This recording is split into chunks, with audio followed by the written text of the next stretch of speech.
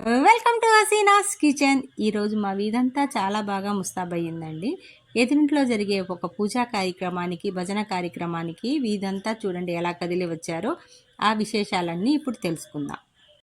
ప్రకృతి పరవశిస్తుంది, భక్తితో మునిగిపోయింది. తులసమ్మ సాక్ష్యమైంది ఆ ఇంట. శరీరం ఆత్మ ఒకటై లయబద్ధమైనటువంటి సంగీతానికి శరీరంలోనున్నటువంటి నవనాడులు నృత్యకేళ చేస్తున్నాయి. అతని స్వరంలో భక్తి రసం స్వరాభిషేకం చేస్తున్నాయి. అతని శరీరం ఆత్మ కలిసి. మనం లోపలికి వెళ్ళి చూద్దామండి అసలు ఏం జరుగుతుందో. మెట్ల పూజట, అసలు దాని గురించి అంతా డీటెయిల్గా తెలుసుకుందాం. ముందు ఈ సంగీత వాయిద్యాలన్నీ నన్ను చాలా బాగా ఆకర్షించాయండి.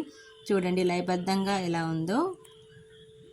అసలు ఈ 18 మెట్ల సంగతి ఏంటో తెలుసుకోవాలని వాళ్ళు అడిగానండి. వాళ్ళు చెప్పిన దాన్ని బట్టి మణికంఠుడు శబరిమలయలో కొలువయ్యేందుకు 4 వేదాలు, 2 శాస్త్రాలు, అష్టదిక్పాలకులు, విద్య, అవిద్య, జ్ఞానం, అజ్ఞానం అనే దేవతా రూపాలు 18 మెట్లుగా మారడంతో ఒక్కొక్క మెట్టుపై అడిగేస్తూ ఉన్నత స్థానాన్ని అధిష్ఠించారని, పట్టబంధాసనంలో కూర్చొని చిన్ముద్ర అభయాస్తాలతో దర్శనమిచ్చి యోగ సమాధిలోకి వెళ్ళి జ్యోతి రూపంలో అంతరార్థమయ్యారట.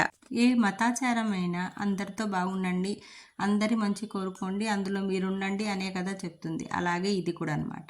మొదటి 5 మెట్లు పంచేంద్రియాలకు సూచన అనమాట. 8 మెట్లు అష్టరాగాలకు సంకేతం. కామం, క్రోధం, లోభం, మోహం అలా అనమాట. చివరి 7 మెట్లు సత్యం, తామసం, రాజసానికి గుర్తు. ఇంకా మిగిలిన 2 మెట్లు విద్య, అవిద్యకు. ఈ 18 మెట్లని పదునెట్టంబడి అని అంటారట. ఒక వ్యక్తి జీవితకాలంలో 18 సార్లు ఈ మాలను ధరించవచ్చు. 1 సంవత్సరం వేసుకుంటే కన్యాస్వామి అంటారు. ఈ బాబు కూడా ఇప్పుడు కన్యాస్వామి అనమాట. మొదటి సంవత్సరం వేసుకున్నాడు. 2వ సంవత్సరం వేసుకుంటే కత్తిస్వామి అని, 3వ సంవత్సరం గంటస్వామి అని, 4వ సంవత్సరం వేసుకుంటే గదాస్వామి అని, 5 వేసుకుంటే గురుస్వామి అని అంటారు. అలా చివరి 18వ సంవత్సరం నారికేళ్ల స్వామి అనమాట.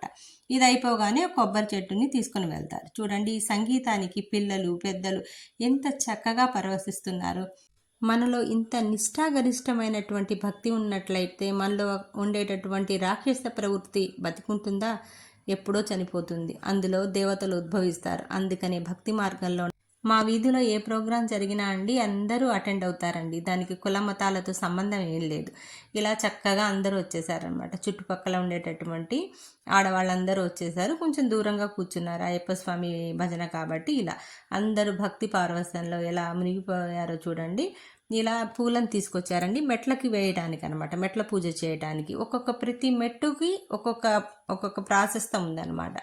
మణికంఠుడు ఎక్కేటప్పుడు ఈ మెట్లన్నీ ఎక్కి పైకి వెళ్ళేటప్పుడు ఒక్కొక్క మెట్టుకి ఒక్కొక్క అస్త్రాన్ని వదిలేసి వెళ్ళారట. అందుకని ప్రతి మెట్టుకి ఇలా పూజ చేస్తూ ఉంటారనమాట. ఇలా ఆ పూజ చేయడానికి ఈ పూలని అందరూ ఇలా తాకి పంపిస్తున్నారనమాట. మా వీధిలో ఉండేటటువంటి వీళ్ళ మంచిలో చెడులో నలుగురిని సంపాదించుకోవడంలోనే మన సంపద అండి. అంతకంటే మించిన సంపద మనకు అసలు ఇంకేం లేదనమాట.